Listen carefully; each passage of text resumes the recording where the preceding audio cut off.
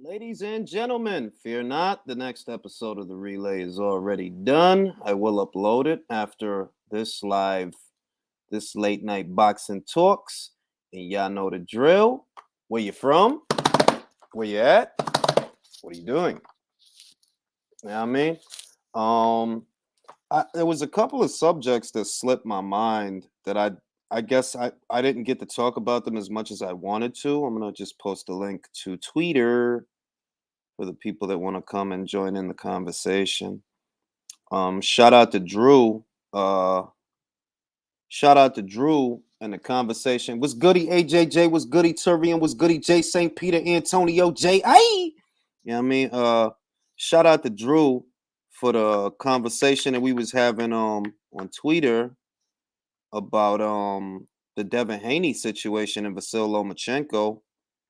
Um, I normally and Drew's gonna know what I'm talking about. Drew's gonna know what I'm talking about. I normally don't talk boxing with the guys like with guys like the one we was talking to on Twitter earlier because it's like, bruh, when you talking to a dude that has to like their own comments just to feel validated because ain't nobody over here even agreeing with the shit you saying. Like, I don't really got time for shit like that. Like, I had to dip out on that shit because I'm like, bro, this shit is stupid. This cat is talking all this dumb shit and it's a complex, man. It's a complex. These cats was goody, Sophia. You know what I mean? Josh was good. Karma was good. You know what I mean? And I don't really got time for a lot of that shit. Them cats that's pushing narratives. It's just I don't got time for the clickbait and the race baiting and none of that. That's a fairly simple situation to understand that has less to do with the fighters and more to do with their promoters and how Bob Arum, and I talk about it here all the time, it gets mentioned every other live. The reason that Bob Arum chose to franchise Vasil Lomachenko is because he knew that Eddie Hearn was going to use Devin's mandatory status to push for a purse bid when one rolls around, push for a purse bid so that he could get Vasil Lomachenko on the zone. And he already tried to do that with Anthony Crolla. It didn't work because Bob Arum was willing to give Anthony Crolla a little bit more money on the top to keep the fight on ESPN. But Bob knew Eddie's going to try this again. The next time he's going to do it with Devin Haney. And the next time it's going to be a much more expensive proposition because let's be honest, Matchroom and DAZN were more invested in the career of Devin Haney at that time than they were in the career of Anthony Crolla. It's not a hard situation to figure out, but you have so many people that want to live in this alternate reality because they live vicariously through fighters. His whole thing is an agenda. You know, the guy we were talking to, it's like, yeah, I don't have time for that goofy shit. What I wanted to talk about though was the Mikey Garcia loss, and I didn't really get to elaborate on that with the panel as far as what do other people think is next for Mikey Garcia because Mikey's career is not as ho hum as Leo Santa Cruz's career. You know, Leo Santa Cruz is a four division champion. But he's not a four division champion the way that Floyd is a, multi-weight champion or Manny or Oscar or Felix Trinidad or Bernard Hopkins or Roy Jones Jr. That you could have been a champion in that many weight classes, but people still look at your career as being ho-hum and unremarkable. Appreciate that, Dad. Appreciate that. I think Herring stopped Stevenson. Call me crazy. We'll touch on that a little further depending on who joins the conversation because we already talked about Herring and Stevenson earlier. If we get a couple of different faces on here, different guys to talk about what they think is going to fight, we'll definitely revisit that subject. Yeah, night shift, Gabe. You know what I mean? Papa Guy, Alex Vargas was good. Oh yeah, Alex, bro. I got a whole video about this shit. That's why I don't want to touch on it on this live, because I literally just did the video on the shit. I'm gonna upload it after this live. I already finished it. The next episode of the relay for those that want to tune in. My thoughts on the undercard. But man alive, the most I could say is yo. Yo, V. And you know what this shit is, man? It's like, yo, dog, and that's why that shouldn't be on pay-per-view. That's why. And and look, we're gonna get into it, but I really, first I want you guys to watch the video that I've done on it, and then we'll talk about it. First, I want y'all to just hear those thoughts, and then if we do a morning boxing talk tomorrow or a late night boxing talk, we'll expand upon the conversation to the panel. Appreciate that, Drew. Heavy duty. Drop the link after the yeah, I'll drop you the link after the monologue, bro. So yeah, so me and Drew, we were talking to this guy, and we were talking to this guy on Twitter, and it was about the Devin Haney shit. And it's like, yo, why did like it's like where to begin with that stuff? Because listen, dog, this is boxing, all right? You saw what the right hand of Jorge Linares did to Devin. I don't got nothing against Devin. I don't got nothing against Loma, right? That situation between them and why they didn't fight is not about them. And a lot of people struggle with this, but it's not complex. Bob knew Eddie was going to use Devin's interim status to try to bring him to the zone. It's not complicated. He already tried it with Anthony Crolla, and it didn't work because Bob was willing to throw him a little extra bread to get the fight to stay on ESPN. But Bob knew, even though the WBC is not about to order this fight, eventually they will, because Eddie is going to push them to order the fight. And when he does, a bidding war could ensue, and this fight could become very expensive. More expensive than Bob wants it to be, because if you don't know nothing else about Bob, he's not trying to overpay no fighter, and he's not trying to overpay for a fight. So in order to prevent that situation from ever coming into fruition, he franchised Vasyl Lomachenko so that even though the fight's not due yet, it never will be due, because franchise champions don't have mandatories. It's not complicated. Bob Arum has made his feelings known several times about mandatories and what he thinks of them. It's hypocritical because it's a necessary process. That how else are these contenders supposed to get fights if somebody don't enforce them? Look at Kell Brook and Errol Spence. Do you think that Kell would have fought Errol on that schedule if he didn't have to? You think he would have fought him if he didn't have to? No, he had to. In order to keep his belt, he had to fight Errol. And that is the beauty of mandatory challenges. Look, sometimes the mandatory is a good fighter. Sometimes it's a not so good fighter. Sometimes the mandatory is a Pulev. Sometimes it's a Povetkin. Sometimes it's a Spence. Sometimes it's a Crolla. You know what I mean? But the process is necessary regardless, because if you don't force these guys into these situations won't happen. Do you honestly believe that Kell Brook would have fought Errol Spence or for that ass whooping willingly? No, he did it because he had to.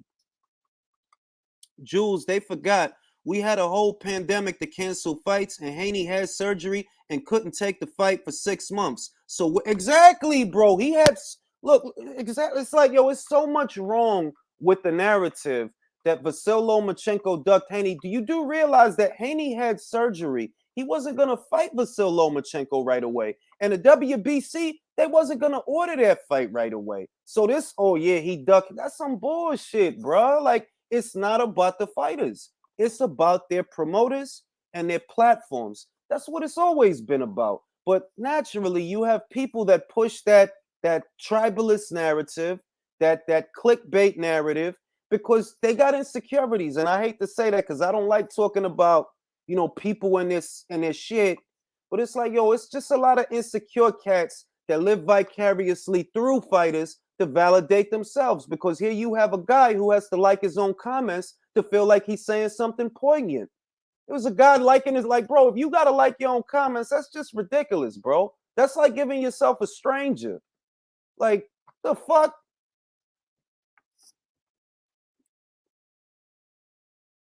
Loma needs his rematch with Lopez.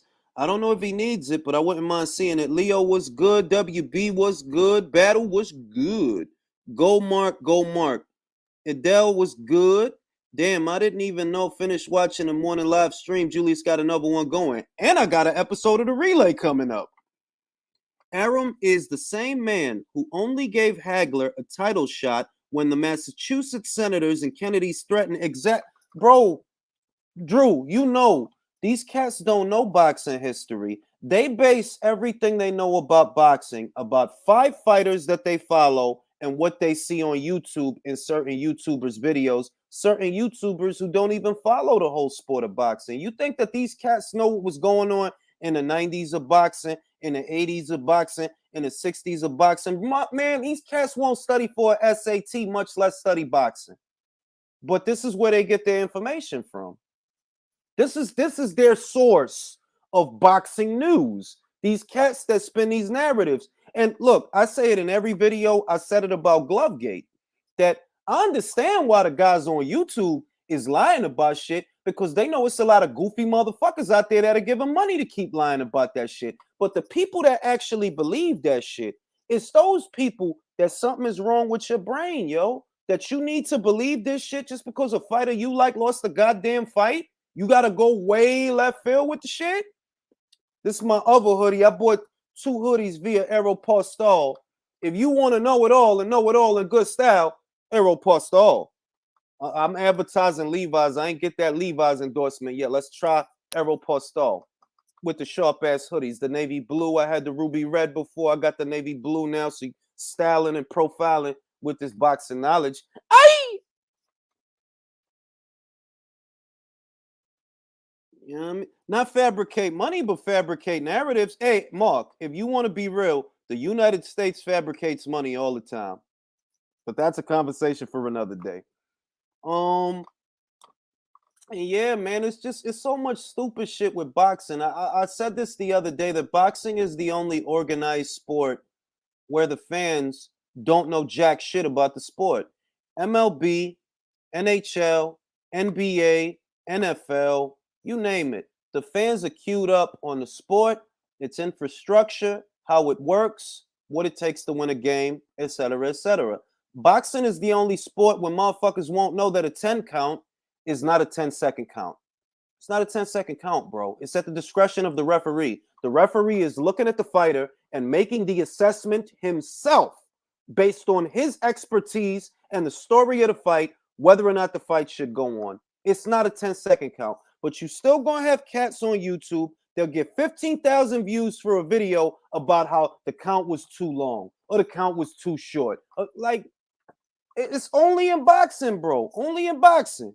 No other sport has that many idiots that watch it. Every other sport, American football or world football, NHL, NFL, MLB, NBA, motherfucking snooker, darts. The fans is more queued up than boxing fans. Boxing fans don't know shit about the fucking sport they love arguing about. They don't know shit. Go Elijah, go Elijah. It's your birthday. It's your birthday. Matchstick in the hands. Bitch Bone was good. WB was good. Dreamland was good. BitZone, the needs of the consumer is pandering for subscribers. I say this about, I don't get into religion very much on this channel. I don't like to. But you got churches out there. You go to the church, and they're not really giving you constructive and biblical references so much as taking passages out of context to apply them to a postmodern world. And you shouldn't do that, because that's not what the passage is about. You know what I mean? Like, you shouldn't. Motherfuckers don't care if you want a new car. You know what I mean? Motherfuckers don't care about a lot of, in the greater scheme of things. These are not big problems. But they'll personalize the message to pander to an audience. And the same is true on YouTube. The same is true with boxing. They'll personalize the information or fabricate it altogether in order to cater to an audience to continue to profit from it, i.e., their narrative pushers, their clickbaiters, race baiters, you name it. They profit off of tribalism and division. And we don't need any more of that in this country. But these are people that don't have a conscience, and they don't really care about shit like that. So they do this in this society, devoid of a conscience. They're like, yo, why do you have to lie in order to jump on camera and say some shit? You lying because your lazy motherfucking ass don't want to read nothing. That's why. Because if you were actually in the business of telling the truth and doing news, well, you actually got to do legwork to do that. You actually got to do some work. Even if you enjoy it, you still have to do it. And these motherfuckers don't want to do that. It's easier to sit there and lie. Well, you know why? Because they trying a bunch of bullshit. Appreciate that, Drew. I wonder what these new four kings think when they see 90% of fans on all socials think they're clowns and don't respect them. Tio and Haney insecurity showed in that staged promo Saturday. I 100% agree with that. I 100% agree with that because they all think. Davis thinks it, Haney thinks it, Teofimo Lopez thinks it. It seems that the situation that he just went through really hasn't humbled him to realize, yo, marquee-wise, you're not where you at. You know, you're not. You're not where you think you are. It's going to take more to get there. And while what you did was a great thing, it's more to do. That's not the end all and be all what you did that you think that motherfuckers got to throw money at you every time you get out there. What gets lost in translation, right? And these YouTube channels you see here, they don't think about what promoters spend to groom these fighters. They on some altruistic shit like, yo, who do you think is paying for all of this, bro? And they actually think it's wrong. Alexis touches on this all the time. Shout out to Alexis Rumbero. They actually think there's something wrong with a promoter getting a return on their investment. And that shows you the capacity, their mental capacity for finance. That don't you understand? Promoters are spending money on these fighters. You don't understand that? And you think that there's something wrong with a promoter saying, no, yes, I want to turn over a profit. Are you in the business of giving money away? A lot of you $2 motherfuckers ain't got $5 extra to give away, right? Y'all don't give away money. So why y'all expect other people to give away money? Because that's what you expecting. Oh, he should have gave him this. He should. How the fuck you know what he should have gave him when your broke ass don't even buy pay-per-views? How you know what he should have gave him? For all the bullshit, of support, quote unquote, that Wilder got on the internet, right? On Twitter, on YouTube, on Instagram. Why this pay-per-view did less than the last one? Talk about it. This pay-per-view did less than the last one. That means what? That the people that was interested in buying it last year, 850,000 of them, they were not as interested this year. Now, you motherfuckers, y'all was propping that shit up to be the fight of the century, the fight of the world, the greatest fucking fight ever. So why it did less than the last one? I know why. Because motherfuckers like me that buy fights, that's who you need to get interested, not y'all. Because y'all don't buy shit. Stupid ass shit. All of you could look up a Glovegate video. I could make up a Glovegate video right now. Like, because I got dignity and pride, I'm not gonna sit here and be a flunky and a hack.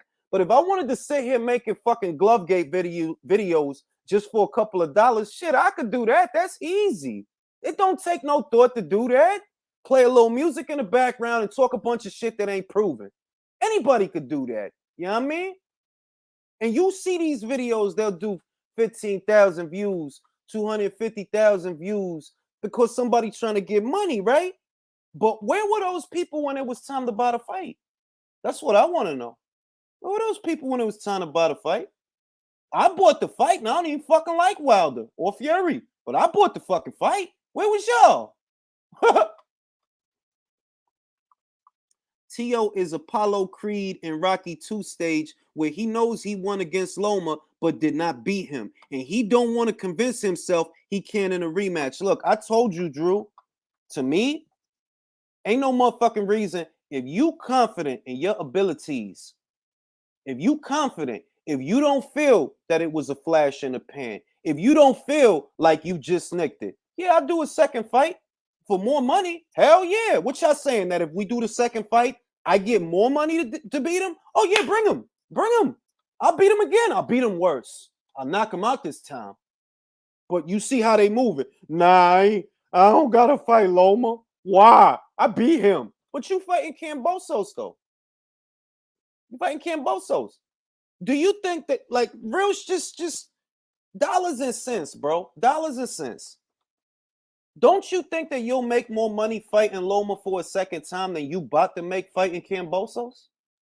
But you willing to fight Cambosos, right? You willing to sit out for a year for that little bit more money?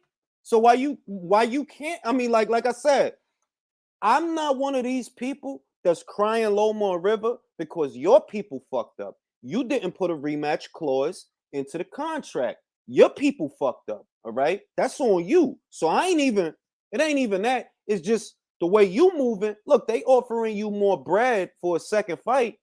than you made in the first one. If you was cool doing the first one for 1.5 or whatever they gave you, why wouldn't? If it's me, oh, I fought that dude for 1.5. Now they telling me I might get 3 to fight that dude or 4 to fight that dude or more than that. Why would I not fight that dude if I like my chances? Why would I not? Like, bro, I just fought this dude for less than that. Of course I beat his ass for more. Why wouldn't I? Right? If I like my chances. Now, if I'm iffy, I don't know. He said that shoulder shit, right? If I'm iffy and I'm shaky and I'm squirrely, no, I don't gotta do that. Can't get the story straight. The other day you said you done at 135 pounds. The other day you said you want Josh Taylor next. So on Saturday, y'all can start talking about Devin Haney in January. Which one is it? None of that shit. That shit don't make sense. Your dad in the background, unofficial hype man, wingman. We'll fight you in Jan. No, you won't. Who is that for? That's Cap. All of that is Cap. Who is that for? Nobody think you gonna fight him on in January. Who you think believe that?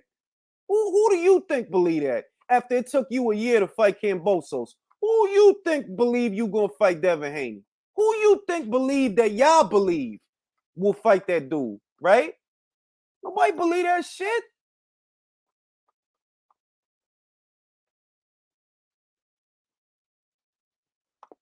I'm here. Let's let the show begin. Sounds like the fight. Sounds like versus a COVID variant. Lopez versus Cambosos, the lockdown.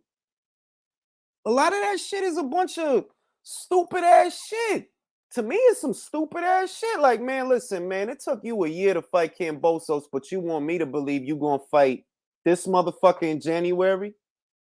Please, B. Please. All right? Get Hand says, the man in T.O. don't want to know no matter the bag. Hot take. Listen, I'm going to call a spade a spade.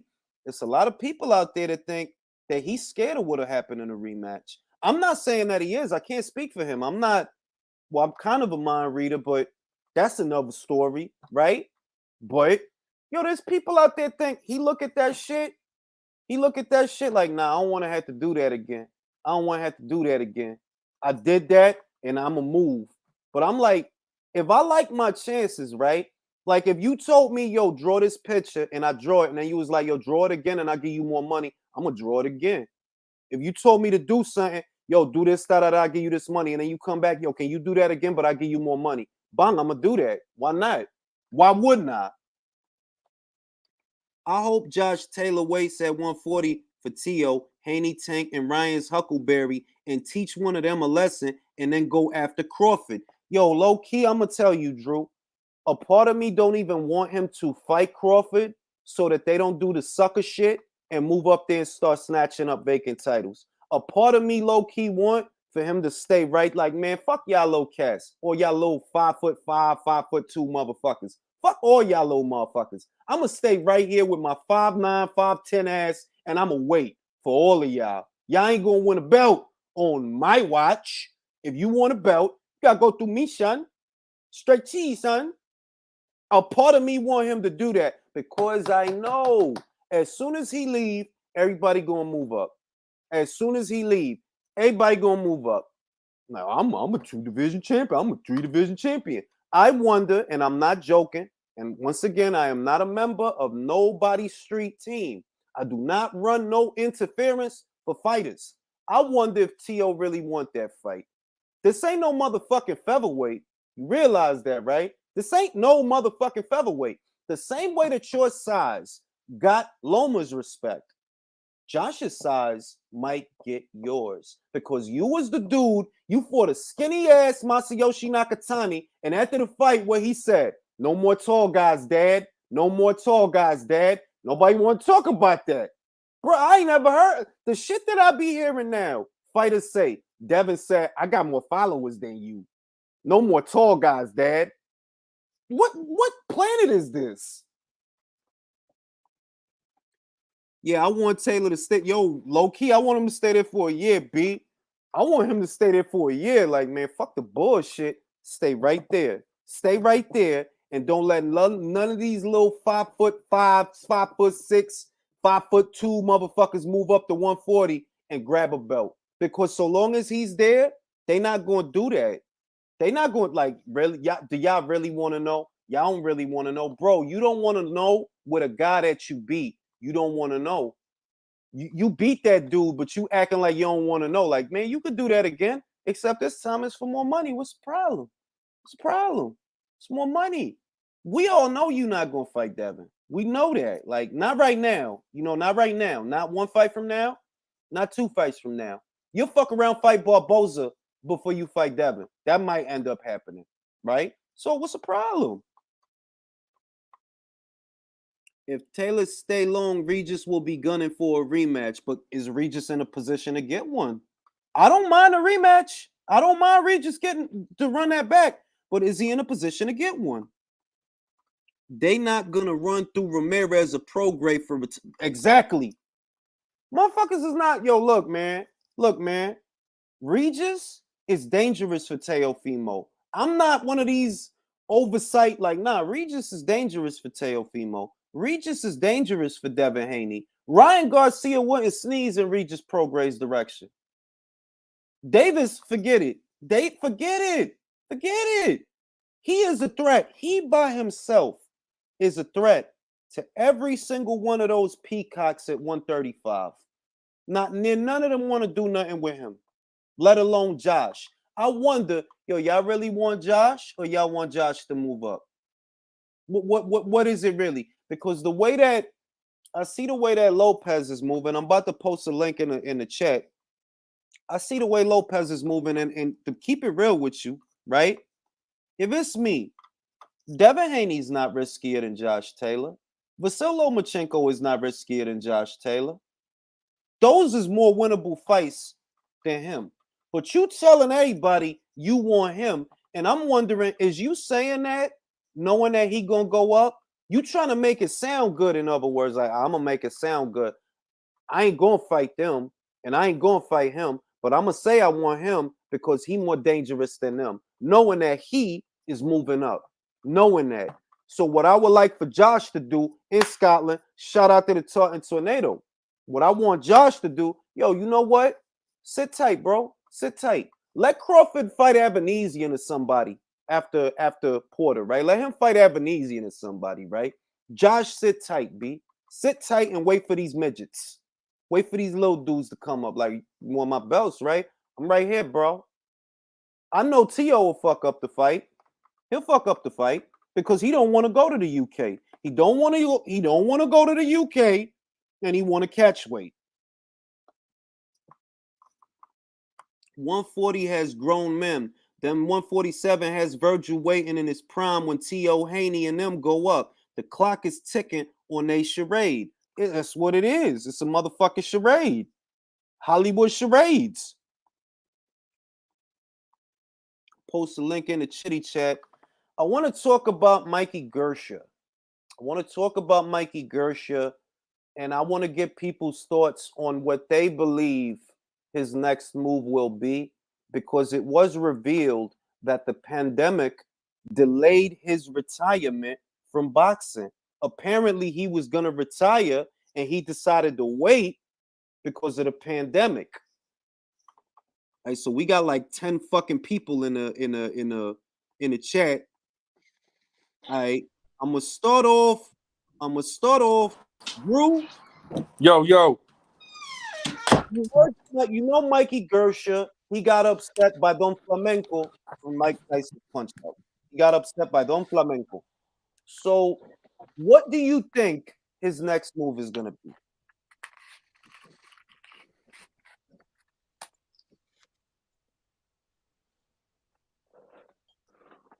All right, I think Drew tied up. I'm gonna go to Leo.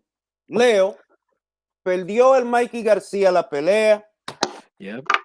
Él dijo que él se iba a retirar, pero la pandemia, it delayed the shit. What does he do now? What do you think he's gonna do now? I remember something Mickey Garcia said a long time ago. He said he didn't like Crawford because Crawford he was a runner. He moved too much. And for me, what I saw last Saturday was a Can you hear me? bad matchup fight, Mhm. matchup style. He wasn't ready for that kind of movement. He wasn't ready for the fact that okay, he was a southpaw, but he wasn't intimidated by his power. He knew he can take a punch, but he, my feeling is he thought he was gonna crumble, gonna after one or two big shots, we're gonna start to fade, and that didn't happen. What Mike Garcia, I think he can win some fights at 147, but he needs stationary targets. All Guys right. like can be Does he right do a? there. But Leo, the question is, do you think he rematches Sandor? Does No, he retire? What no, does where does he go when he can't win a tune-up fight?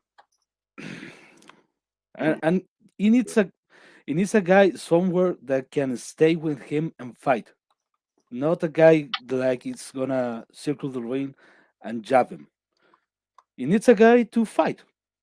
Ivan Like Baranchik. he looks like he wants to fight. Not a guy who's gonna give him trouble. Now, if he's gonna to retire, no, I don't think so. You don't think he'll retire? No, because he's not getting enough money for those fights, and I think he wants a little bit more catch before retirement. One or two big fights. I'm talking about 5 million, 7 million fights, and then maybe he retires because I don't think he's shot. I don't think he's over the hill. I don't think so. I Mm, think I think the fact he's in 147 is hurting him in the way he can do the same things. He doesn't have the same punching power, but he has respectable punch. And look, if you can beat a Jesse Vargas, you can win some fight in 147. Eso fue hace un año, Leo. Eso no, ese no es el tipo que está aquí hoy. I'm gonna pass it to Drew. Drew, what do you think Mikey is going to do next? What is the next move? Um, can you hear me? Mm-hmm. Yeah, I think Mikey is gonna get a PBC tune-up, yeah, Mm. and he's yeah. gonna be Gervonta Davis's pay-per-view in the fall Fucking Drew, man. That's fall what of I next thought. year around Mexican Independence Day. Fucking Drew, man. That's I didn't want to go there with it yet, but that's where I was gonna go. Like, look, he could still make money losing to Davis. He could hmm still make money losing to Davis. Mikey Garcia has never been a Hall of Fame fighter. He's never been an elite fighter. His resume is paper thin.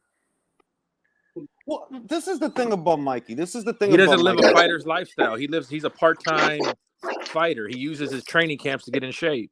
This is what I'm gonna say about Mikey's resume, right? Look, he has Roman Martinez on there, right? He has Orlando Salido. He beat an unbeaten Dejan's Latichini. He beat unbeaten Robert Easter, who I never thought was very talented, but he was a champion and he was unbeaten. He beat Sergey Lipinets. Sergey also unbeaten, also a champion, though I never thought very much of him. I still don't, right? He So waited his for Crawford to leave 140 before getting that Lipinets belt. agreed, agreed. I don't agree. I don't disagree with any of that. That's the truth. And he I said it just out. don't see him as a Hall of Famer. 135, No, no. 140, no. It's question. Look, when we get into the Hall of Fame, before I pass it to Mark, it's questionable who makes it into the Hall of Fame because fighters that are not as accomplished, right? He is accomplished. We have to be honest that he is a four division champion. He has beaten at least 4 to 5 active world champions. So when we get into that Hall of Fame conversation, it's broad spectrum. There's guys on there that they don't even have the accolades that he has, and they made it.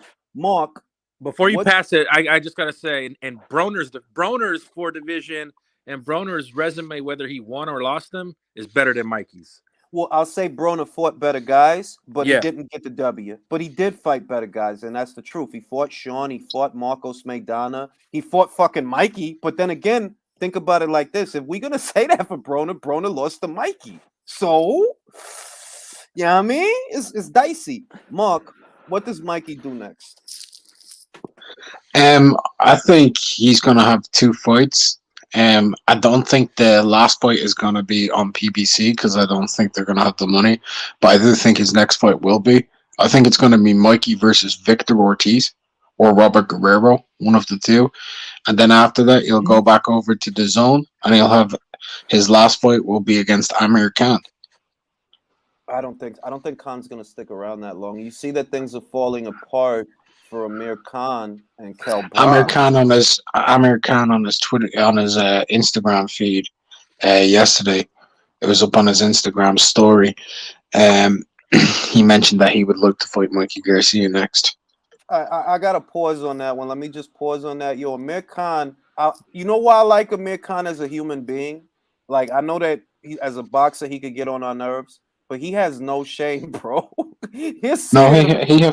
He has no shame. Like he literally said, "I didn't give Kell the fight because I didn't want to give him the satisfaction." Same dude that was jerking off on camera.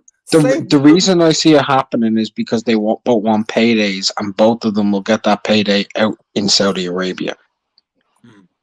That's why I see that. Because the Saudi Arabians have a link with Khan, and Mikey Garcia and Pacquiao is supposedly gonna be out there. So Mikey had a link with the Saudi Arabians. He was in conversation for them for a while. Pacquiao's now retired. Amir Khan, Mikey Garcia, they're both notable names to the tourist or whatever they're gonna market it to out there. You think he might join Pro Bellum? No. There's no money. It's gotta be money. So that's why I don't see Eddie straight up just giving him money for any like small name fight, but I don't see Mikey taking a hard opponent either, by the way. Listen, I need to say that. I won't be a hard opponent. Listen, Mikey just made $1.5 million losing a tune-up fight. I think that the zone is going to exercise better judgment with Mikey from here. Like, look, y'all invested $1 million in this cartoon character. Y'all really threw that out the window. This was all supposed to be because y'all want to do a pro grade fight, right? Well, now you ain't going to do it. So you just blew $1 million. Here's my thing. I don't think Mikey can make 140 or less anymore, so I can't see him and Tank Davis happening. And I also can't see Leonard Ellerby taking a risk if Mikey shows up in shape, because Mikey may want to actually beat the shit out of Tank. I just can't see that. Mikey don't want to box, bro. I know that's what we think, but Leonard Ellerby is playing like caution to the wind all the time when it comes to Tank. They'll be saying, "Oh yeah, he lost to Sandor Martin," but we also know that Jeep Davis went into the 12th round with Gamboa. All right, I'm gonna pass it to. Let me pass it to best of the best. Best of the best. You see what happened on Saturday? What does Mikey do? Man, I tell you, first of all, Mikey shouldn't have never left 135. So I feel like, his career he was doing mediocre good at 135. But why he left the Loma fights and Loma and Devin and everybody who down there now, he could be mixed up with, I don't know.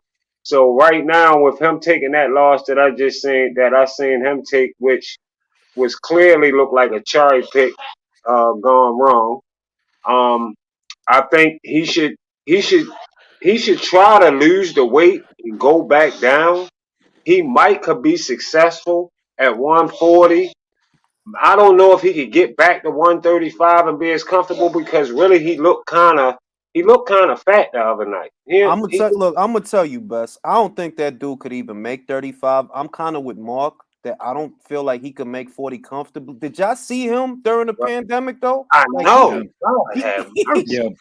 He was like legit fat. Like he was legit fat. Like his face was fat. His neck was fat. That's what I'm saying. He can't make 35, bro. Well, really, then if you think about it, Ring IQ, his really, what can you say? His career really is tarnished. He really fucked up like Adrian Broner did. Both of them fucked their careers up, leaving 135 and 140. They should have stayed down there. He can't really go back. If you think about what you're saying about the weight, what can he do now? Who can he beat at 147? And think really about out it. of the Now top guy. think about it like this, right? Before the fight, he mentioned Davis. He did mention Davis, and I presume that when he mentioned Davis, he's thinking 140, not 135. He mentioned Josh Taylor. He mentioned and he mentioned Regis, but I said it in a video leading up to this shit that, bro, I don't believe you. I believe this is what I think would have happened. If he'd have beat Sandor, he would have pulled another okie doke on Eddie Hearn because they don't have him under contract. He'd have pulled the okie doke on Eddie Hearn. Oh, all right, I got my $1 million tune-up fight. Now I'm gonna go see what Al talking about. If Al talking the right numbers for a Davis fight, that's what I'm gonna do. Because Davis by himself, and we talk about it all the time, he did 215,000 pay-per-view buys by himself. Nothing to write home about. Mikey Garcia versus Gervonta Davis does about 500,000 pay-per-view buys. Yeah. And that's what the fuck he would have did. I feel wholeheartedly he was gonna pull the okie because really think about it. What am I gonna fight hungry ass Regis for? Who's a southpaw that hit mad hard that left a hematoma on Josh Taylor's eye? Why I'm gonna fight him for 2, 3, 4 million when I could go to Al after this and I could probably get 7 once it's all said and done? I could probably get 7 off the pay-per-view with the guarantee and the upside. Why would I fucking fight Regis? He was pulling an okie doke. So you can't do none of that now. So what do y'all think he gonna do? Do y'all think he gonna retire? Or I don't know. Let me take it to Eson. Eson, you see what happened? What is this man gonna do? Shit, it's either he. The way I look at it is like, yo, are people really gonna tune into another tune-up fight? Like, really? Who's gonna watch this guy again? If it's a PVC fight, yeah, they're gonna. Yeah, but it's like Eson, I'm not watching. Eson, right? Huh? Motherfucking Eddie gave him 1.5, right? And he blew it. You think Eddie will give him another 1.5? That's what I'm saying. Right? Will Al give him 1.5? Yeah, probably. I'll give him something because he's a Mexican and Al pays the Mexicans, not the brothers. I'm keeping it a bean. But I'm keeping it a bean. If Al will give him something, if Mikey there's value. If Al will give him something. If Mikey go over there talking about I'll fight Davis. If he go over there, he say, look, I'll fight Davis 2 fights from now, but you give me 1.5 for a tune-up. Give me Giovanni Santiago at 143. He'll do it. He'll give him $1 million for that. Giovanni Santiago got a W. The dude that Broner fought, that he beat. He got a W now. I think he won his last fight. If Mikey go over there and tell Al, yo, Al, check the shit. Let me get Giovanni Santiago at a catch weight, 143 for 1.5. He'll do it. It won't be a pay-per-view. It won't be a pay-per-view. I don't think the zone is going to give this dude another $1 million. I don't think that. For no tune-up fight. We gave you a tune-up fight, bro. And you don't even want to sign a contract with us because I'm pretty sure they offered you one. And you don't even want to sign a contract with us. We don't have you under contract. We're not going to keep giving you all this. We gave you what? We spent $8 million on you. And we don't got nothing to show for it. Every time we spend money on you, we don't got nothing to show for it. They not going to get that dude another mil, B. That's why I'm like, it's 2 things. This is what I think. It's 2 things that's going to happen. Either this dude retire, which I'm not sure of, or he leaves Matchroom, he goes to PBC. Why PBC? Because Fox re-up with they didn't really re-up, I should say, because a re-up would be a new contract, and they don't have a new contract. Yeah, if they would have re-up, Jules, they would have announced it.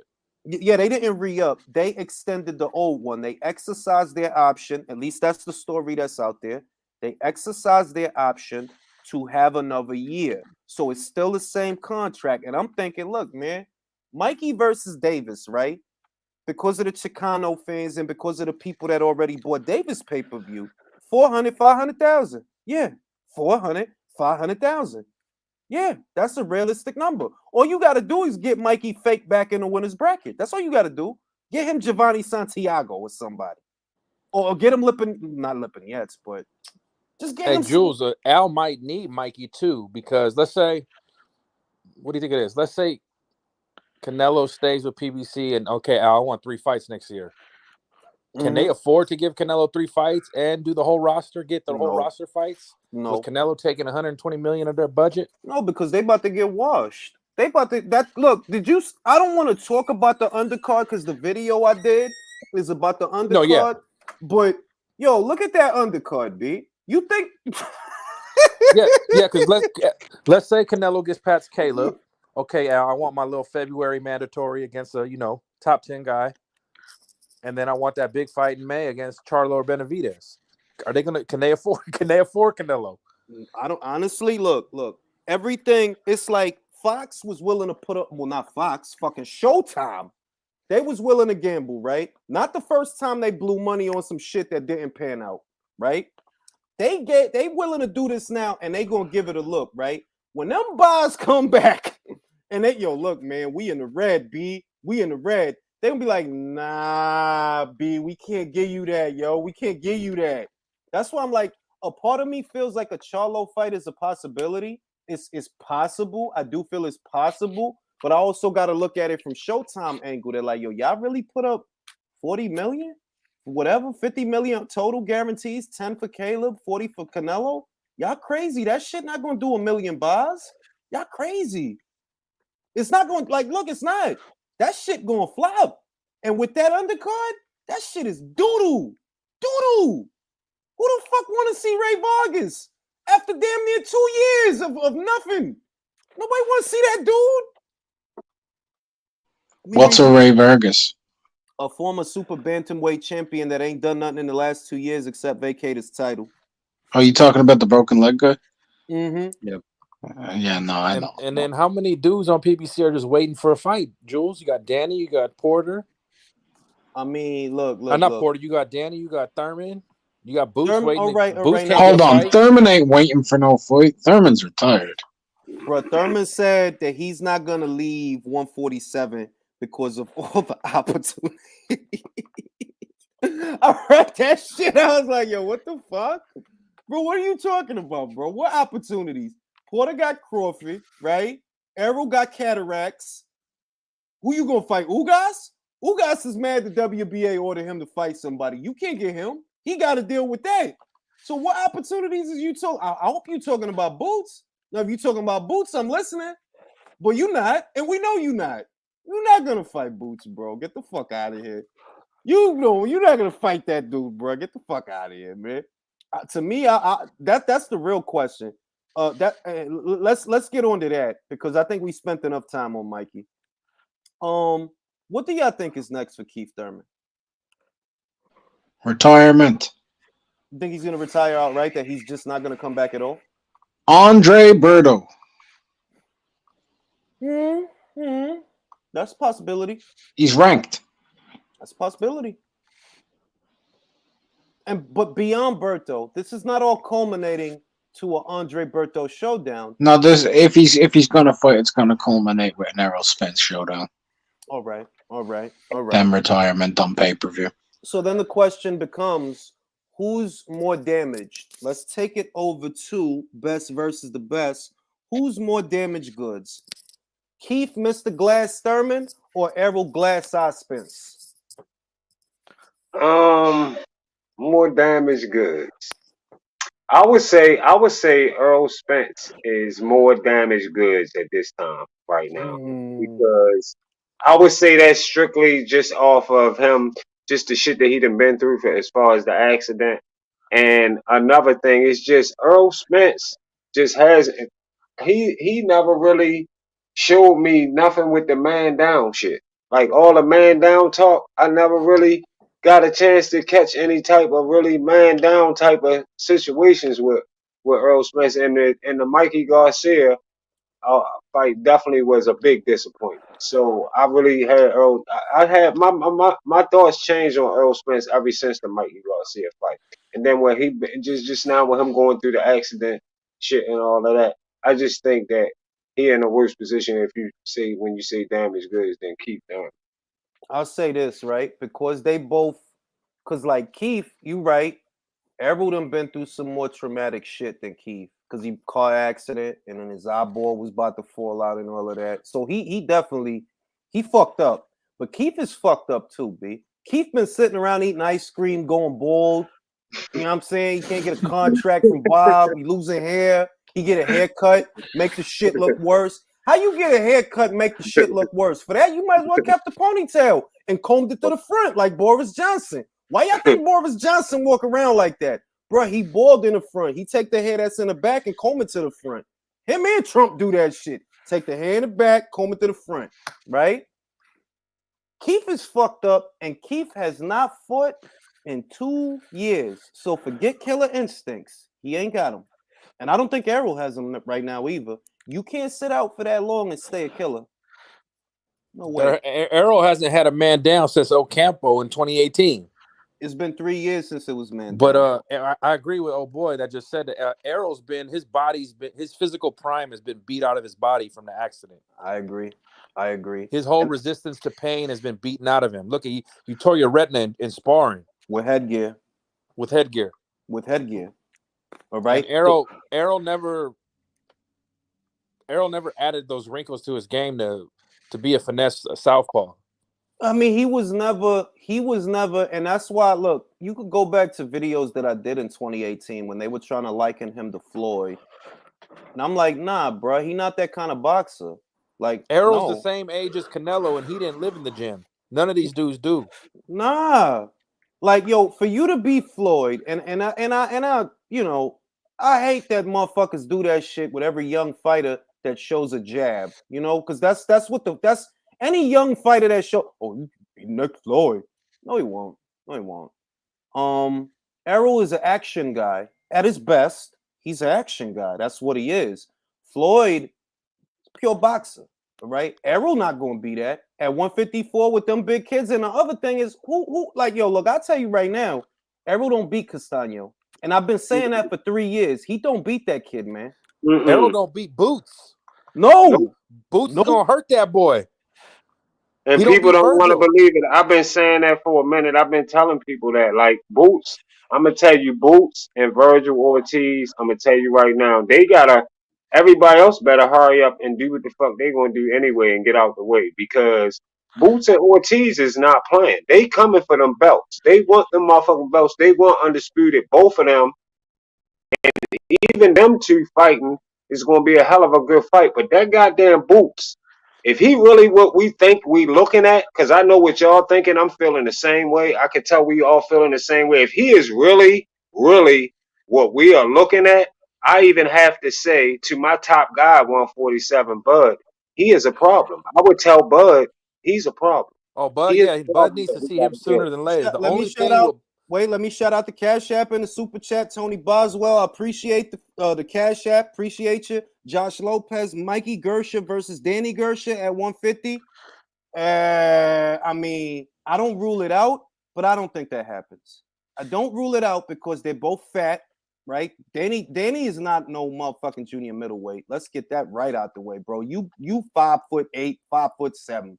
You don't belong up there with Lubin and Williams and Charlo, and you don't belong up there with them people. Not at all. Imagine Danny that don't throw a lot, that you wait for the other guy to throw before you throw. Imagine him with Castaño. He'll beat the shit out of him, bro.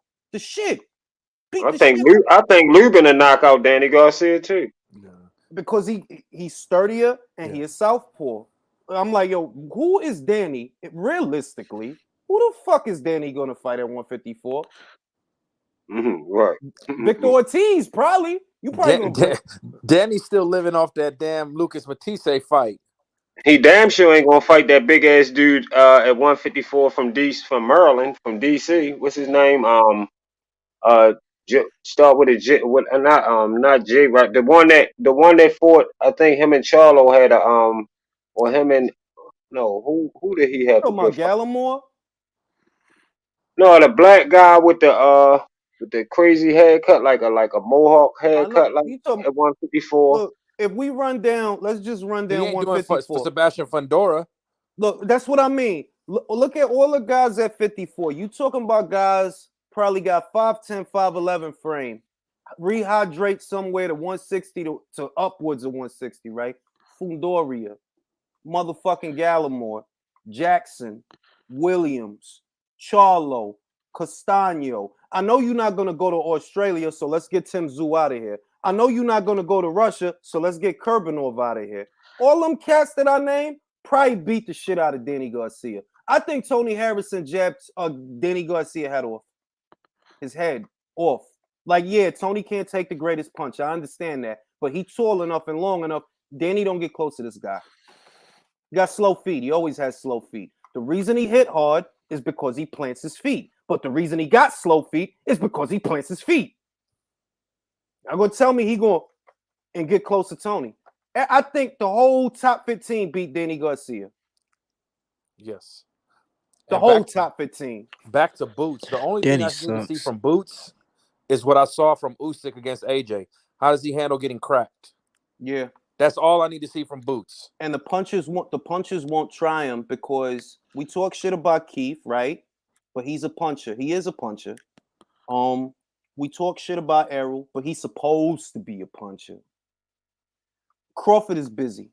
Put it that way in politics. Crawford is busy in politics. The punchers at 147, they're not gonna fight Boots. The only other puncher that's there that like I would like to see. I was talking about Jared Hurd, ring out here. Jared Hurd. That's what I was talking about. Jared is finished, bro. Jared's done, bro. Jared ain't making 154.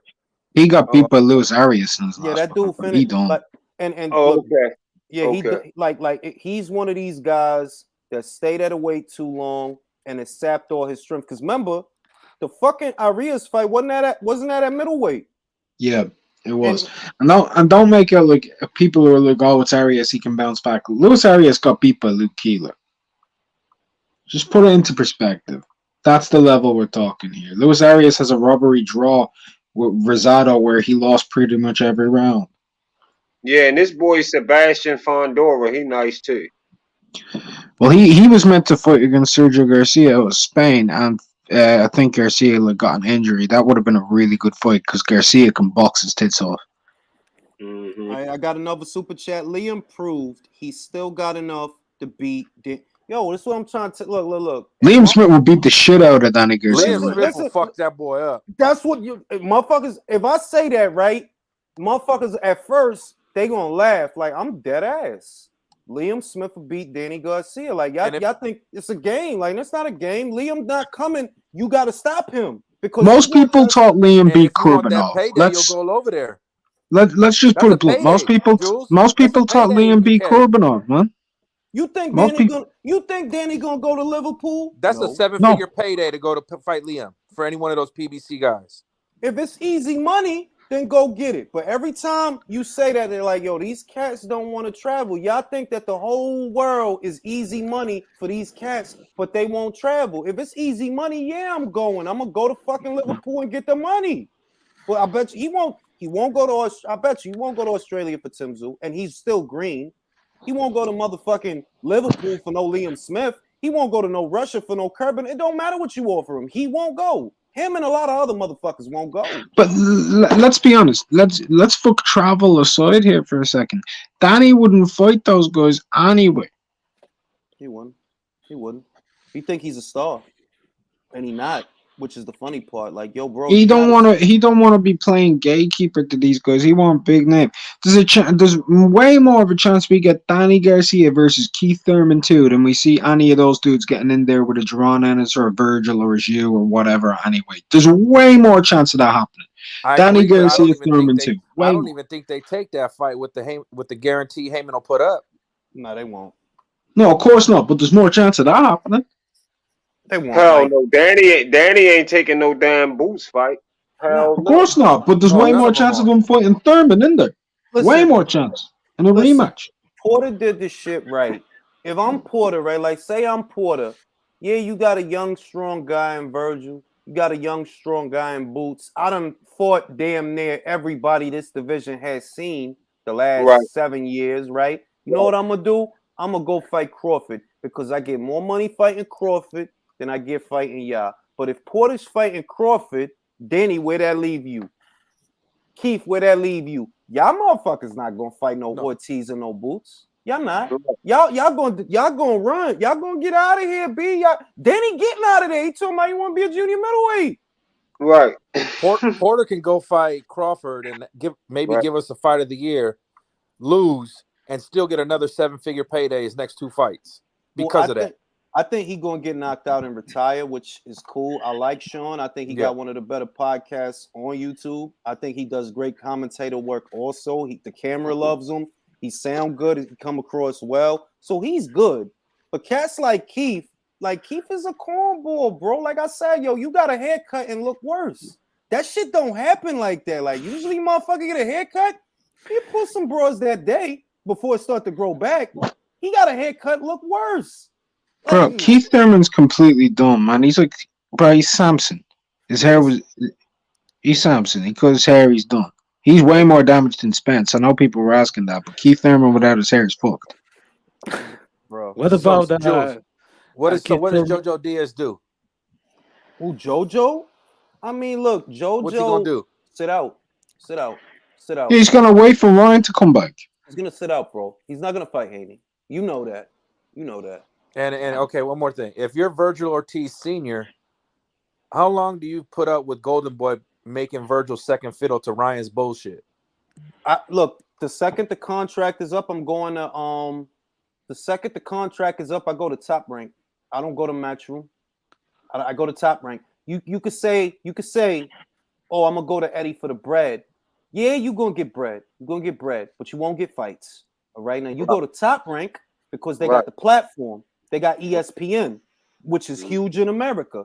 Like, look, Bob could negotiate some shit for me. Bob would get me that Tim Tszyu fight because look, the other thing we're not saying is Virgil and Boots, they ain't gonna be at 47 that long. Those is big kids. They don't look that way on camera. But if you stood Danny next to Boots or Virgil, he gonna look like a 140-pounder. So with Keith, them kids is 5'10", 5'11" frame. They probably gonna max out at either junior middle or middle. Virgil not gonna stay at 47 that long. That dude is young. He like 23. He's still growing. You know what I mean?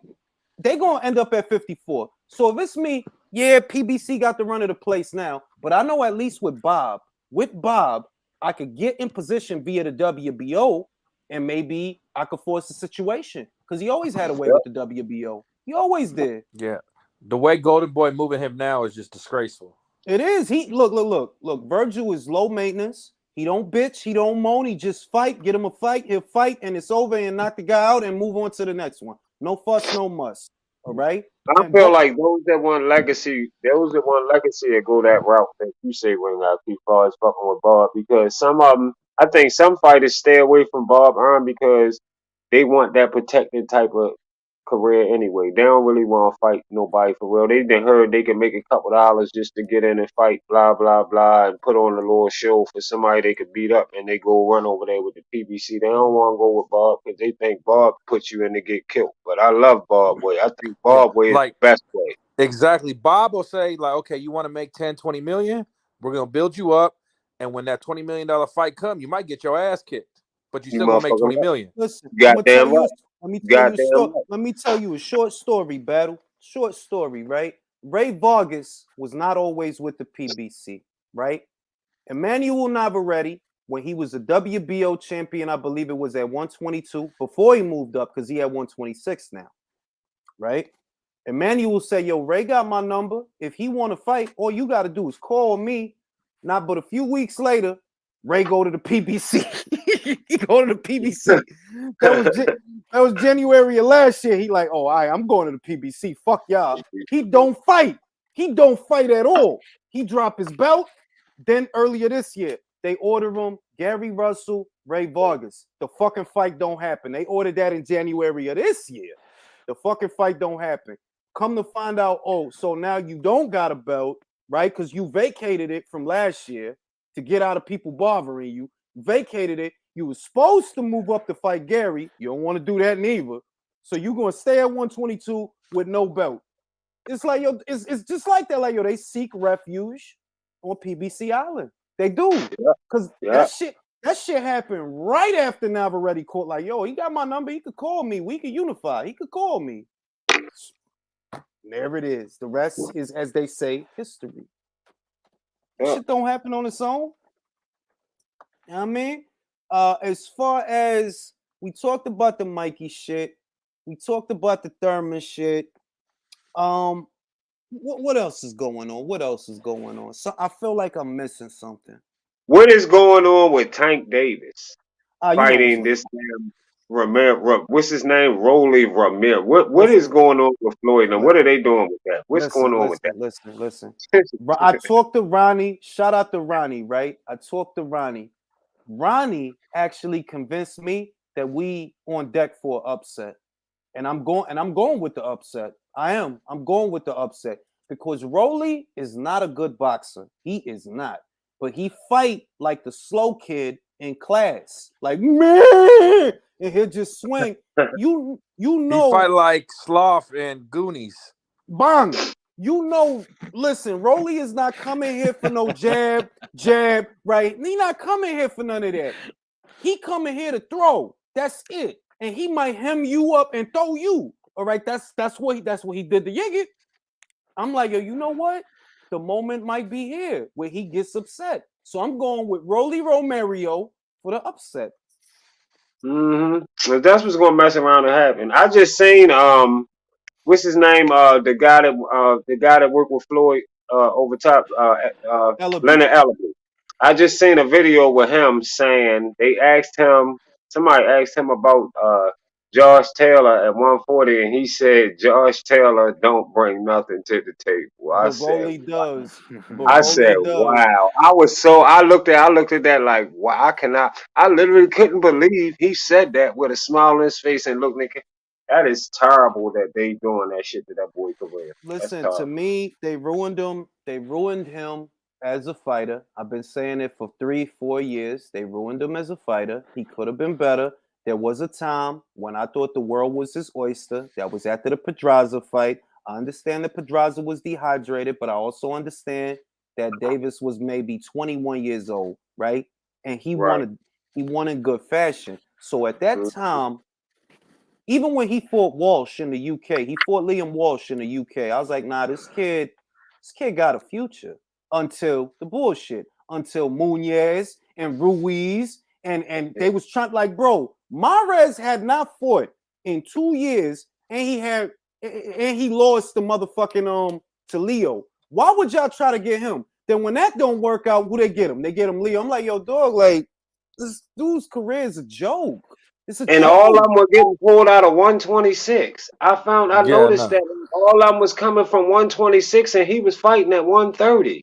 Yeah. It's like, What, wow. look, And then It's you know just what's really crazy about a ring IQ? The worst part about it is you look at it, a good fight that he could have got as management. If I'm his manager, a good fight that you could have got, we could have got you from 126 is Gary Russell because Baltimore and DC, the DMV would support that to the fullest. listen. Gary Russell and Gary Tank. spooked him. Gary spooked him. You okay fighting featherweights that can't fight like low key? Like, look, Cuellar was from 126. They was gonna get you Mares from 126. They got you Leo Santa Cruz from 126. You Right. okay fighting featherweights, right? But Gary Right. want to fight. Like, look, a lot of people not gonna like this, right?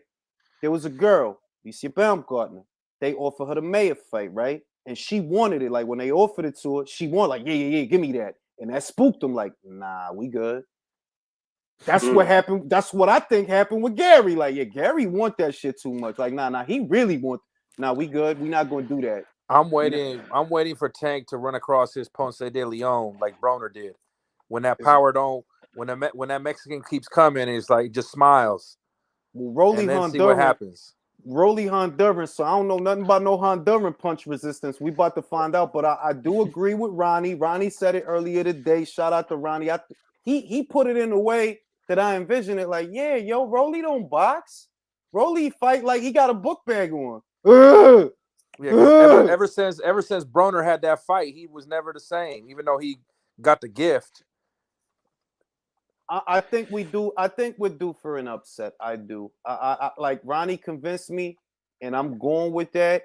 And it's not based on no boxing shit. Like, nah, this ain't no boxing shit. This is just a feeling. They're like, yo, it's your time, bro, because you can't be on this path and it don't catch up to you. And we see that's the path you on, bro. I don't know where they learning this shit at. Where they picking this shit up and think that shit is pretty with what he doing. That shit is American not. boxers. That shit is not fucking pretty at all. And then let me tell you the bad thing about it, you don't even realize you only hurting yourself throughout your career because boxing pay a lot of motherfucking money if you get the right motherfucking fights. You can make $20 and $30 million a fight if you get the right motherfucking fights. If they keep putting you in these bullshit fights giving you $1 million, what if you fuck around and lose?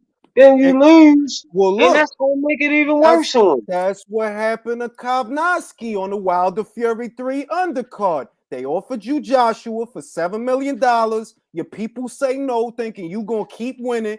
And 2 fights you lose to a motherfucker that you wasn't supposed to lose to for $100,000. They offered you $7 million to fight Joshua. You end up losing for $100,000. Then you fight the dude again over a year later, lose again. Time is of the essence. What do you think it is? How do you like that plus 200 for Otto Wallin though? I mean, look, this is the thing. Otto, I've seen I kind of Otto like them odds right there. Look, bro. I saw Otto before the Fury fight, right? And I cannot base Otto on a single fight. That was the Fury fight, feel me?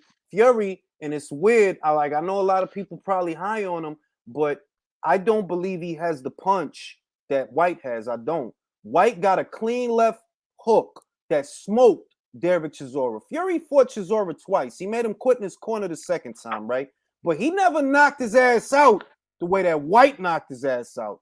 I don't think I think White's punch should get respect from Valine. I think Valine is going to box. I don't think he's going to pressure him the way he did Fury. I think he's going to box, and White is going to outwork him. I don't know if White is going to knock him out, but I think he's going to outwork him. White is definitely White is a motherfucking problem always. I just feel like that motherfucker you never know. Like he could make. I think that White White could be the one. He could be Furry, and I think White will have a big chance of beating Usyk. That's one person who I feel like could beat either one of them two. All right, now let me read these super chats. I got 2 piling up. Rumor of Anthony Joshua going after an American trainer. I know about the rumor. I'm gonna do a video about it tomorrow. Like I said, y'all know who I want him to go with. I want him with Buddy McGirt. If you want me, if you want me to be confident that he can win the rematch, Buddy McGirt. Sub Skrilla asks, "What's your earliest boxing memories?" My earliest boxing memory is a fight party that I went up the block from my block, and it was for Chavez versus Camacho. That's my earliest boxing memory. That we went to that fight party, and I was Chavez. I was for Chavez, and everybody else in the apartment was for Camacho because it was Matt Porter Rocks in there that day. But I looked at Chavez. I didn't know nothing about Chavez when I went.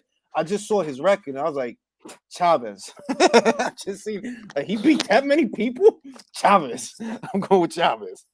Anthony Joshua could resurrect the prime Customato. He ain't beating the Capricorn God. It's possible Share to the beat. same birthday as Muhammad Ali. Listen, bro, We it's can get possible. Angelo Dundee. We still rocking. It's possible that he beat Usyk, but you got the gamble. That's the shit. You not gonna beat him being look. Usyk coming in here uncomfortable, right? Ain't no way this shit ain't uncomfortable. I'm in your country. You bigger than me. You hit harder than me. So he's in a place psychologically where look, I'm uncomfortable, and you grow out of your comfort zone. Joshua, unless you got to do shit that you're not comfortable with. You got to stop fighting safe, and get at him. And yeah, you might get tired and get knocked out, but all that fencing shit ain't gonna work. All that jabbing and all that shit ain't gonna work, man. Usyk stepped to that man within 45 seconds at his home hood and like, what's up, bro? That's and what I landed that left. And that's what he look. I almost feel like the reason that Usyk is as successful as he is because he keep putting himself in uncomfortable situations. Like I'm on the road, I can't afford the coast. I'm on the road. I was on the road with Breeders. I was on the road with Bellew. I was on the road with Glavatsky and Garcia and I was on the road for all of this. I can't coast. I got to win decisively. Why? Because I'm on the road. Now, Joshua, you in your backyard, it's all for you, and you bigger than me. You not uncomfortable. You need to be uncomfortable. I want him to win because I like that. I like that he bring money to the division, and when it's money, it's fights. Because Fury not going to take on all comers. I don't care he not going to take on all comers, bro. His career has never been that. He is not that guy that I'm gonna fight Hergovic and I'm gonna fight White, and I'm gonna fight him, and no, his career was never that. You fought Wilder and Klitschko. That's who you fought. Wilder and Klitschko. Usyk could do I that. agree with you. I agree with you from the business of AJ winning, but for legacy and saying I got to see someone great run through a division, 2 divisions, and I witnessed a great boxer, I want Usyk. Because Yeah, I know I Usyk will wouldn't take say. on everybody for the next 5 years. Yeah, This the thing. This the thing. You got to be real. If Usyk win that fight, he get buku dollars and he's in his mid-30s. I love Usyk, right? But he not going to take on no comers. I'm going to tell you that right now. He not going to stick around long enough to take on no comers. If Anthony Joshua has those belts for the next, let's say, 5 years, he'll fight Hrgovic. He'll fight Tony Yoka. He'll fight Joe Jordan. We get all of that, bro. We get all of that if he got the belts. If he don't got the belts and Usyk got them shits, bro, you think Usyk's still gonna be here 40 years old fighting these motherfuckers 37, 38 years? Nah, B, he gonna get up like, look, I beat Joshua. I made like 16, 17, maybe $20 million. I'm good, B. I'm out. I'm going to Kiev. I'm going to the Ukraine. I'm out. I don't think especially if he can get undisputed. I think what If he happens, gets undisputed, yeah, he might retire after a homecoming fight. listen, do Yeah. y'all really look? Usyk, let's put our thinking caps on. Usyk beats Joshua in a rematch, right? Does the Fury fight happen? It's gonna be. I don't know. That will be coming from the Furry side though. With Furry, I don't even think it'll be Bob Arm involved. It'll be just Furry crazy ass. We wondering if he gonna do the shit or not. And that's Fury is Poppy. too. He Fury knows is, better. bro. Fury's scatterbrain, bro. Like that dude, Yeah. he'll talk shit about somebody today and then big him up tomorrow, and then talk shit about him the day after that. That Right. dude's wild scatterbrain, bro. He Right. don't want undisputed, bro. He don't. He like look. I'm not trying to knock him. I think he could box, and that's great. But he said it. He don't care about all that shit. Usyk care about that shit. Not Fury Yeah. don't care about that shit. Mm-hmm. Fury care about that check. That's why he low-key want AJ to win. And a lot of motherfuckers that want to make a lot of money, they want AJ to win. Also, because look, think about the fight stylistically. One thing about Fury that gives people a lot of problems is that he's ambidextrous. He could switch off the southpaw. I'm gonna tell you right now, he's not a better southpaw than Usyk. The only thing you got on him is size. That's it. That's Fury does not have a. Fury hasn't been in there with better technicians than Usyk. He's not a better athlete. He doesn't have a better IQ. Like the best guy that he fought, and I give Fury credit for this because I cannot diminish the victory, even though it was an ugly fight, was Klitschko.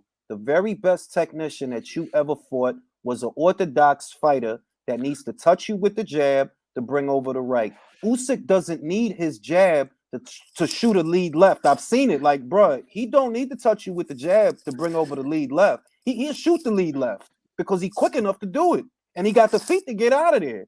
Well, they calling Usyk the heavyweight Lomachenko. And the other thing is, And Usyk Vladimir Klitschko is made his whole career fighting little guys. I'm not That's talking true. about cruiserweights. I'm talking about guys that are smaller than him. That's so true. fight is big heavyweight, and yeah, he loses. But Usyk he looks very comfortable. Yo, He takes comfort in fighting bigger guys. You seen He what doesn't he Take said, his Leo? time. You seen what he said, Leo? He said what he said about the fighters. Yo, not one of them showed no skills. Like he said that he's like it was entertaining, but there was no skill. There was no boxing skills. No, You That's got a to think Rocky about it. movie. All he got to do is take his time. He take his time and figure them out. It's easy. He let them do a little something, figure them out, see what he looking at, and then he get to working. And it's Now, I'm gonna tell you why Fury is a threat to Usyk. I'm gonna tell you why he a threat, and that's why I gotta like be even with the assessment that Fury can do what Joshua could not do or was afraid to do because Fury don't got stamina issues. He don't have that. Fury could use his size and lean on him and push him around and mug him and maul him. Joshua, for whatever reason, didn't want to do that. He didn't do it, you know. But Fury could do it because he just did it to a bigger man in Wilder. So the real question is, if Fury gets front foot heavy, what will Usyk do to respond? Take angles. Can he hurt Fury? I think so. I don't know. We it's been a long time since Cunningham dropped him. That's all I'm going to say. Everybody, I think Usyk's accuracy and precision is something Fury hasn't encountered. So we'll see. That's what I think. The placement and the precision Usyk will have. It's a 50-50 fight. I'm giving Fury his credit. Look, he has physical attributes that make it tough for Usyk to overcome. But as far as like, we talk about Wilder's we got to see a power all master the time. class from Usyk on that fight. We talk about Wilder's power all the time, right? Look, you go back, you watch that fight when Wilder knocked Fury down, right? That was all the elements that you need for a cold knockout. Why? Because you landed the clean right hand as the opponent was coming forward. The shot was so powerful it reverberated to the motherfucker's back, and he hit the deck, right? If that don't knock him out, I don't. But that was the top of the cranium. That wasn't a jaw shot. That's true. That is true. It wasn't here. For those that don't know. No, pause. This the sweet spot, not up here.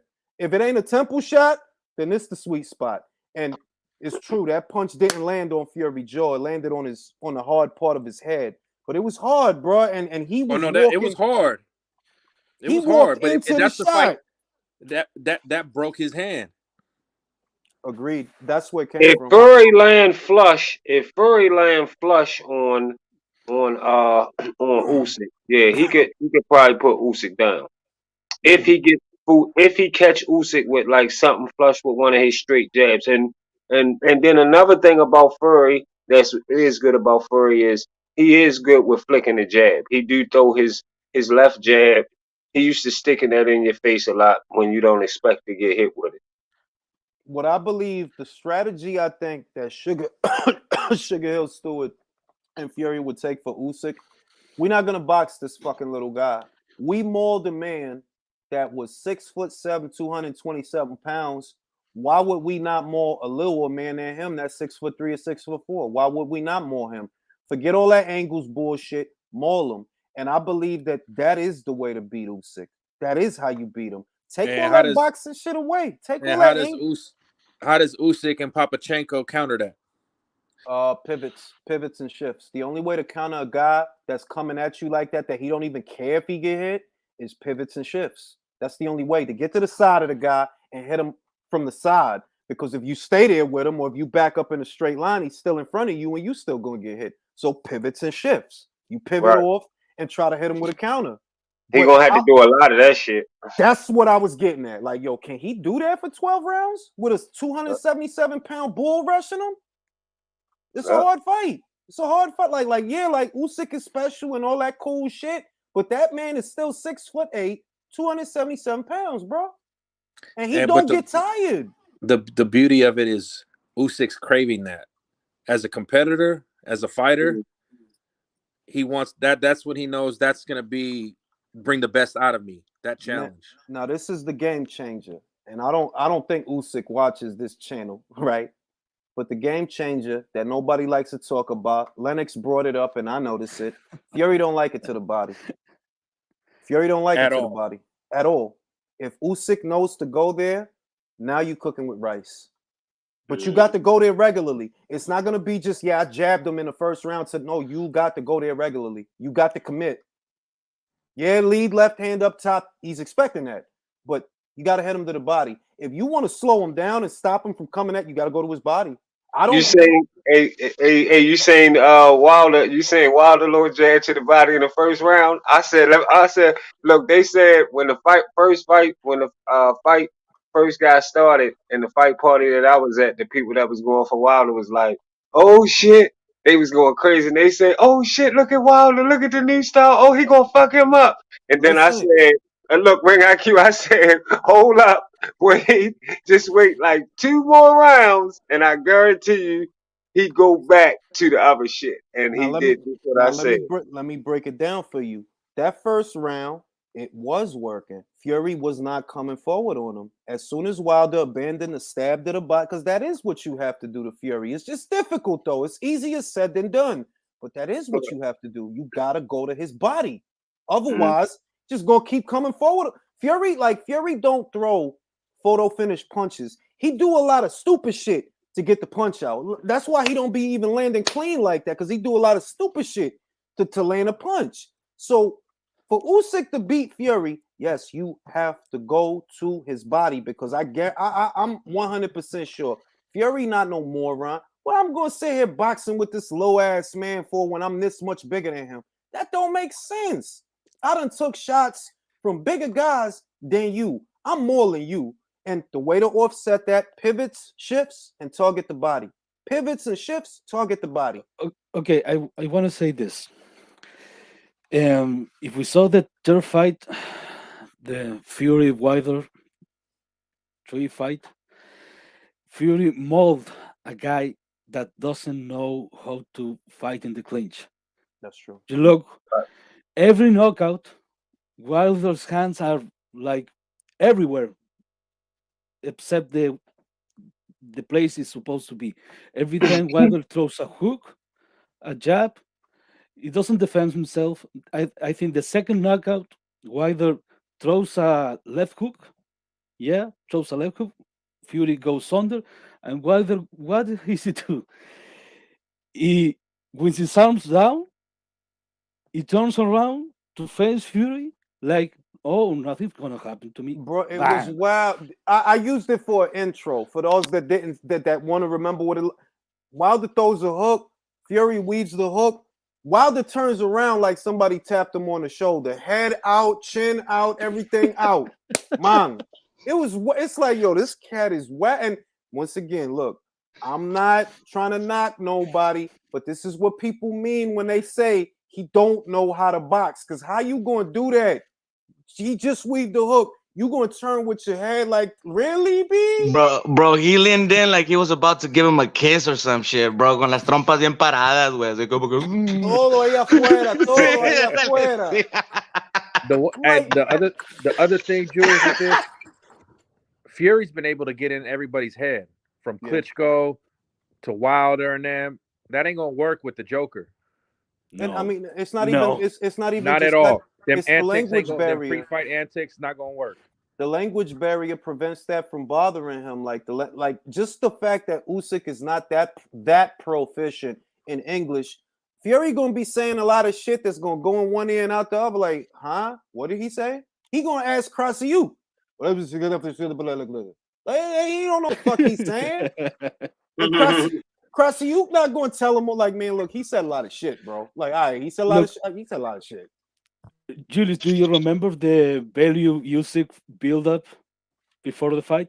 Build tried to talk shit to Usyk, and the comebacks were so good that Belly was laughing, was smiling.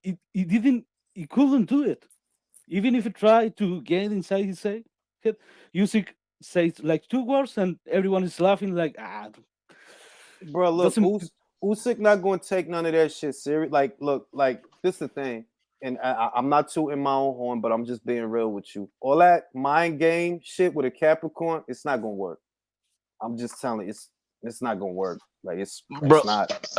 Julius, what do you think about AJ scouting Canelo's gym, bro? I think that Eddie Reynoso is not the right trainer for Canelo Alvarez at this time. He's the right trainer on a long timeline, not a short one. So if what you're doing is geared towards winning the rematch, I would not go to Eddie, because remember, Oscar didn't look right until 2-3 fights. You're Oscar right. Valdez, he didn't look right until 2-3 fights with Eddie. To me, if I need a maximum result, I'm going to Buddy, because Buddy helped Kovalev get his belt back. When all of us thought Kovalev was finished, it's a wrap.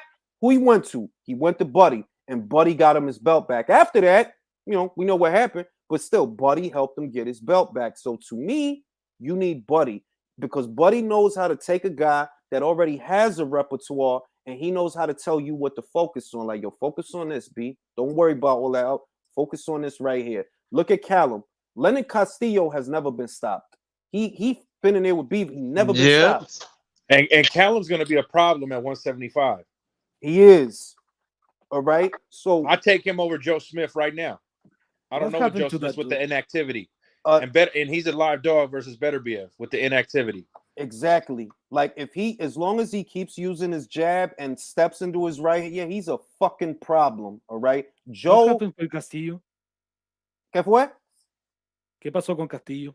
El tipo ese, Lenin Castillo, es el tipo que peleó con Vivo hace un tiempo on the zone. Big guy. He looks like Busy Bone. Un dominicano. He got cornrows. He's big for light heavyweight. He's big for light heavyweight. And that dude been in there with people. He been in there with Marcus Brown. He been in there with Bevo. Nobody stopped him before. No, I know. I asking Oh, about no, él está bien. Él está Castillo, bien. Él está Castillo's bien. condition. Oh, él está bien. Él está bien. He's Okay. all right. They said it on Sunday, the Sunday morning after. No, he's fine. He's fine. Pero con Oh. ese trompón, ahí se vio que like, yo, Callum has fucking power at this weight, B. Because this dude has never been stopped. And he not little. He been in there with Yeah, people. man. He not little. All right? Mhm. So to me, Eddie Reynoso is a good fit if you talking about 3 fights from now, pero para la próxima, para primavera, no, he's not gonna be able to turn you into something different that quick. Tienes Nah. razón, porque también Andy Ruiz no se vio bien contra Ariola. Y ahora, en la próxima pelea, vamos a ver cómo se parece a Andy. Pero vimos ya, the first fight con Eddie Reynoso, he didn't look right, bro. And it's common.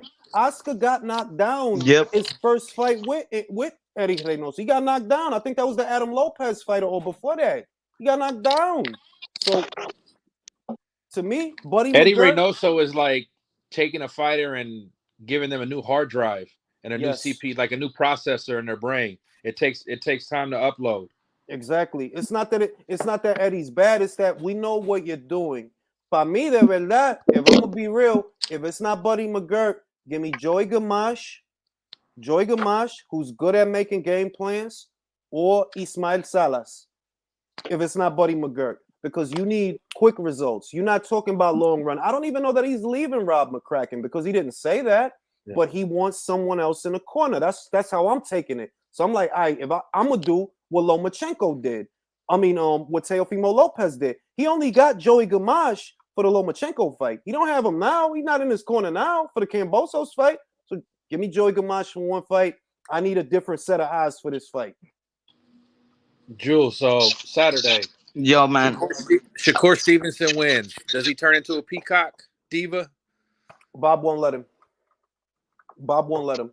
As long as he's under contract with Top Rank, you can't be a peacock. You see where it got Teofimo, right? Teofimo sat out for a year because he wanted to be a peacock. All right?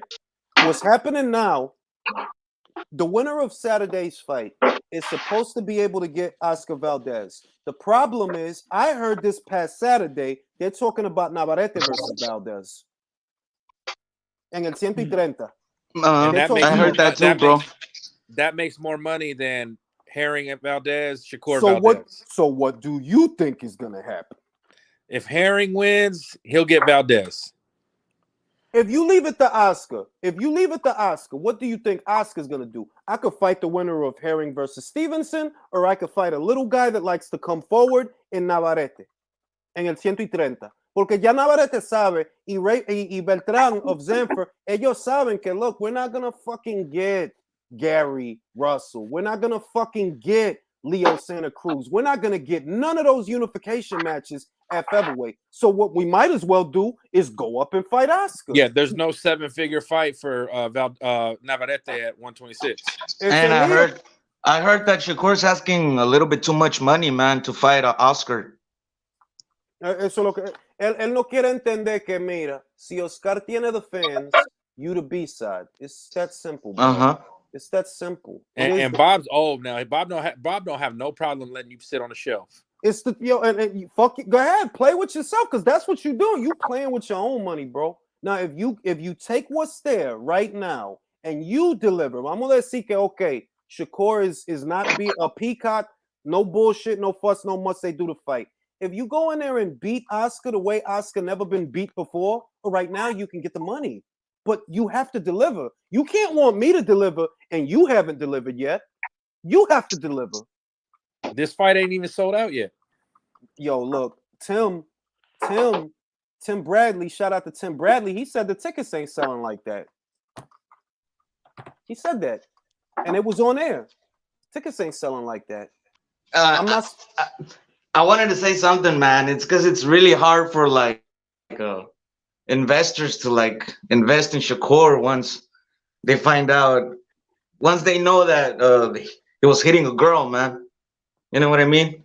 Yeah, no, yeah. You know what I mean? That really is a big like. They're investing in Tank, and Tank's on video grabbing a woman by the throat. So let me read this super chat. Michael Post says, Usyk, can he win if outpoint Fury? And Tio, he's not on my mind. Never won. Aram name was all over it. For those that don't know what Michael is addressing, there's a lot of people, right? And y'all know this. There's people that don't feel Tio really won because of that funny looking scorecard. Nobody likes to talk about it, but that scorecard was wild. I think they only had Lomachenko winning a round. Like, bruh, he won more than a round. And it's kind of like, how could you have watched that? Like, I understand Tio sweeping the first half. I do, because that's how I had it. But in the last half, you have to have given Lomachenko at least 3 rounds, at least 3 or 4. The judge gave him 1. yeah, no, I had it 8-4 the first time, 7-5 the second time. So For it's Tio. suspicious. It is. You look at it and it's like, yeah, it's suspicious. It is. But why would Bob fix it for a guy that wants to keep the division hostage? Because he didn't know that at the time, bro. Yeah, no, that's what I'm saying. Like, it don't make no sense. Like, nah, like he didn't. If you Bob, right, you got a young Spanish guy, talk shit, nice haircut, comes across well, says the shit that people like to hear. You like, yo, you know what? I had this Ukrainian kid for a while. And he's not going to be in tune with the American community, America, where my company is based out of. He's not going to be in tune with them the way this young guy is. So maybe they figure the belts are better off with Tio. That decision may not have aged well because we see what Tio has become. He's quickly become a diva, a prima donna, that things were moving and shaking and rattling and rolling better when Loma had the belts. And, you could fix that with a rematch if Lopez wanted one, but he don't. He don't. So to me, it's a fucked up situation. But I've heard that theory. I've heard that theory before, that Bob wanted to put the belts in Tio's hands because he comes across better. I've heard that theory, and it's, you know what? It makes a little bit of sense. I haven't gone all in with it, but yeah, it makes a little bit of sense. Like, yeah, you could sell Tio to Americans a little easier than Loma, but he has to do the work. And the problem is he's a peacock now. When he does the work, he wants an arm and a leg every time he gets out there, and it don't work like that. Anyway, gentlemen, that is all for tonight. Look out for the next episode of the Relay that I'm about to upload in reference to this shitty fucking undercard. And gentlemen, always a pleasure. I'll see you on the morning boxing talks. Okay. Last super chat of the night. Lemon Pepper Chitterlings says, did you hear Ronnie Shields maybe? Oh God, if he goes to Ronnie, he's gonna lose. I have to leave with that. Nah, he need to go to Buddy McGirt. I need to hear Buddy in the corner saying, "Water, please." Please. If he goes to Ronnie Shields, oh God, please don't let him go to Ronnie Shields. If he goes to Ronnie Shields, I'm just gonna say now he's gonna lose. Ronnie, nah, bro. Ronnie, no. Anyway, that is all.